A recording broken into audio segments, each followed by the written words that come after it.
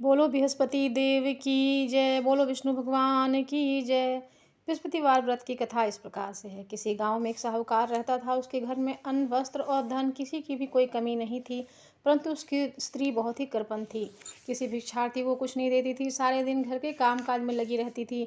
एक समय एक साधु महात्मा बृहस्पतिवार के दिन उसके द्वार पर आए और भिक्षा की याचना की। स्त्री उस समय घर के आंगन को साफ कर रही थी। इस कारण साधु महाराज से कहने लगी, हे महाराज, इस समय तो मैं घर को लीप रही हूँ, आपको कुछ नहीं दे सकती, फिर किसी अवकाश के समय आना। साधु महात्मा खाली हाथ चले गए। कुछ दिन बाद पश्चात वही साधु महाराज आए, उसी तरह भिक्षा मांगी। साहूकारनी उस समय लड़के को खिला रही थी। कहने लगी, महाराज, मैं क्या करूं, अवकाश नहीं है, इसलिए आपको भिक्षा नहीं दे सकती। तीसरी बार महात्मा आए तो उसने उन्हें उसी तरह से टालना चाहा, परंतु महात्मा कहने लगे कि यदि तुमको बिल्कुल ही अवकाश हो जाए तो मुझको भिक्षा दोगी। साहूकारनी कहने लगी, हाँ महाराज, यदि ऐसा हो जाए तो आपकी बड़ी कृपा होगी। साधु महात्मा जी कहने लगे कि अच्छा, मैं एक उपाय बताता हूँ। तुम बृहस्पतिवार के दिन चढ़ने पर उठो और सारे घर में झाड़ू लगाकर कूड़ा एक कोने में जमा करके रख दो। घर में चौका इत्यादि मत लगाओ। फिर स्नान आदि करके घर वालों से कह दो, इस दिन सब हजामत अवश्य बनवाएं। रसोई बनाकर चूल्हे के पीछे रख दो। सबके सामने कभी न रखो। सायंकाल को अंधेरा होने के बाद दीपक जलाया करो तथा बृहस्पतिवार को पीले वस्त्र का धारण करो, न पीले रंग की चीज़ों का भोजन करो। यदि ऐसा करोगी तो तुम्हारे घर का कोई काम नहीं करना पड़ेगा। साहूकारनी ने ऐसा ही किया।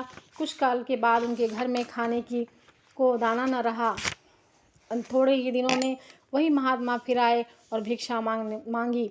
सेठानी ने कहा, महाराज, मेरे घर में खाने के अन्न नहीं है, आपको मैं क्या दे सकती हूँ। तब महात्मा ने कहा कि जब तुम्हारे घर में सब कुछ था तब भी तुम कुछ नहीं देती थी, अब तो पूरा पूरा अवकाश है, तब भी कुछ नहीं दे रही हो। तुम क्या चाहती हो वह कहो। तब सेठानी ने हाथ जोड़कर प्रार्थना की, महाराज, अब कोई ऐसा उपाय बताओ कि मेरे बदले पहले जैसा धन धान्य हो जाए। अब मैं प्रतिज्ञा करती हूँ कि अश्वमेघ जैसा आप कहेंगे वैसा ही करूँगी। अब महात्मा जी ने कहा, बृहस्पतिवार को प्रातःकाल उठकर स्नान आदि से निवृत्त होकर घर को गौ के गोबर से लीपो तथा घर के पुरुष हजामत ना करवाए। भूखों को अन्न जल देती रहा करो। ठीक सायंकाल दीपक जलाओ। यदि ऐसा करोगी तो तुम्हारी सब मनोकामनाएं पूर्ण होंगी। भगवान बृहस्पति की कृपा से पूर्ण होगी। सेठानी ने ऐसा ही किया और उसके घर में धन धान वैसे ही हो गया जैसा कि पहले था। बृहस्पतिवार की दूसरी कथा इस प्रकार है। एक दिन इंद्र बड़े अहंकार से अपने सिंहासन पर बैठे थे और बहुत से देवता, ऋषि, गंधर्व, किन्नर आदि सभा में उपस्थित थे। जिस समय बृहस्पति वहां पर आए तो उसके सम्मान के लिए खड़े हो गए, परंतु इंद्र गर्व के मारे खड़ा न हुआ, यद्यपि वह सदैव उनका आदर किया करता था। बृहस्पति अपना अनादर समझते हुए वहां से उठकर चले गए। तब इंद्र को बड़ा शोक हुआ कि मैंने गुरु जी को अनादर कर दिया, मुझसे बड़ी भारी भूल हो गई। गुरु के आशीर्वाद से ही मुझको यह वैभव मिला है, अब उनके क्रोध से यह सब नष्ट हो जाएगा, इसलिए उनके पास जाकर उनसे क्षमा मांगनी चाहिए। ऐसा विचार कर इंद्र उनके स्थान पर गए। सब बृहस्पति जी ने अपने योग बल से यह जान लिया था। इंद्र क्षमा मांग ली कि यहाँ आ रहा है, अब क्रोधवश उसे भेंट करना उचित न समझकर अंतर्ध्यान हो गए। जब इंद्र ने बृहस्पति जी को न देखा तब निराश होकर लौट आए। जब दैत्यों के राजा विश्ववर्मा को यह समाचार विदित हुआ तो उसने अपने एक शुक्राचार्य गुरु को आज्ञा से इंद्रपुरी को चारों तरफ से घेर लिया। गुरु की कृपा न होने के कारण देवता हारने वो मारे जाने लगे। तब उन्होंने ब्रह्मा जी को विनयपूर्वक सब वृतांत सुनाया और कहा कि महाराज, दैत्यों में से किसी प्रकार बचाइए। तब ब्रह्मा जी कहने लगे कि तुम बड़ा अपराध किए हो, जो गुरुदेव को क्रोधित कर दिया। अब तुम्हारा कल्याण इसी में हो सकता है कि त्वष्टा ब्राह्मण का पुत्र विश्वरूप बड़ा तपस्वी और ज्ञानी है, उसे अपना पुरोहित बनाओ, तब तुम्हारा कल्याण हो सकता है। यह वचन सुनते ही इंद्र त्वष्टा के पास गए और बड़े विनीत भाव से त्वष्टा को कहने लगे कि आप हमारे पुरोहित बनिए, जिससे हमारा कल्याण हो। तब त्वष्टा ने उत्तर दिया कि पुरोहित बनने में तपोबल घट जाता है, परंतु तुम बहुत विनती कर रहे हो, इसलिए मेरा पुत्र विश्वरूप पुरोहित बनकर तुम्हारी रक्षा करेगा।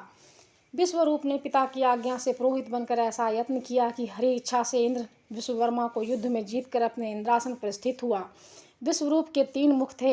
एक मुख से वह सोमपल्ली लता का रस निकाल पीते थे, दूसरे मुख से वह मदिरा पीते और तीसरे मुख से अन्न आदि भोजन करते थे। इंद्र ने कुछ दिनों उपरांत कहा कि मैं आपकी कृपा से यज्ञ करना चाहता हूँ। तब विश्वरूप की आज्ञा अनुसार यज्ञ आरंभ हो गया। तब एक दैत्य ने विश्वरूप से कहा कि तुम्हारी माता दैत्य की कन्या है, इस कारण तुम्हारे कल्याण के निमित्त एक आहुति दैत्यों के नाम पर भी दिया करो तो अति उत्तम बात है। विश्वरूप उस दैत्य का कहा मानकर आहुति देने समय दैत्य का नाम धीरे से लेने लगा। इसी कारण यज्ञ करने से देवताओं का तेज नहीं बढ़ा। इंद्र ने यह वृतांत जानते ही क्रोधित होकर विश्वरूप से 3 सिर काट लिए। मद्यपान करने वालों से भौरा, सोमपल्ली पीने वालों से कबूतर और अन्न खाने वाले मुख से तीतर बन गया। विश्वरूप के मरते ही इंद्र का स्वरूप ब्रह्म हत्या के प्रभाव से बदल गया। देवताओं के 1 वर्ष पश्चाताप करने पर भी ब्रह्म हत्या का वह पाप न छूटा, तो सब देवताओं ने प्रार्थना करने पर ब्रह्मा जी बृहस्पति जी सहित वहाँ आए। उस ब्रह्म हत्या के 4 भाग किए, उनमें से 1 भाग पृथ्वी को दिया। इस कारण कहीं कहीं धरती ऊंची नीची, बीज बोने लायक भी नहीं होती। साथ ही ब्रह्मा जी ने वरदान दिया, जहाँ पृथ्वी में गड्ढा होगा कुछ समय पाकर स्वयं भर जाएगा। दूसरा वृक्षों को दिया, जिससे उनमें से गोद बनकर बहता है। इस कारण गूगल के अतिरिक्त सब गोंद अशुद्ध समझे जाते हैं। वृक्षों को यह वरदान दिया गया कि ऊपर से सूख जाने पर जड़ फिर फूट जाती है। तीसरा भाग स्त्रियों को दिया। इसी कारण स्त्रियां हर महीने रजस्वला होकर पहले दिन चांडालिनी, दूसरे दिन ब्रह्मघातिनी, तीसरे दिन धोवन के समान रहकर चौथे दिन शुद्ध होती हैं। और संतान प्राप्ति का उनको वरदान दिया, संतान प्राप्ति का वरदान दिया। चौथा भाग जल को दिया, जिससे फेन और शिवाल आदि जल के ऊपर आ जाते हैं। जल को यह वरदान पिता मिला कि जिस चीज़ से डाला जाएगा वह बोझ में बढ़ जाएगी। इस प्रकार इंद्र को ब्रह्म हत्या के पाप से मुक्त किया गया। जो मनुष्य इस कथा को पढ़ता या सुनता है, उनके सब पाप बृहस्पति जी महाराज की कृपा से नष्ट हो जाती है। बोलो बृहस्पति देव की जय।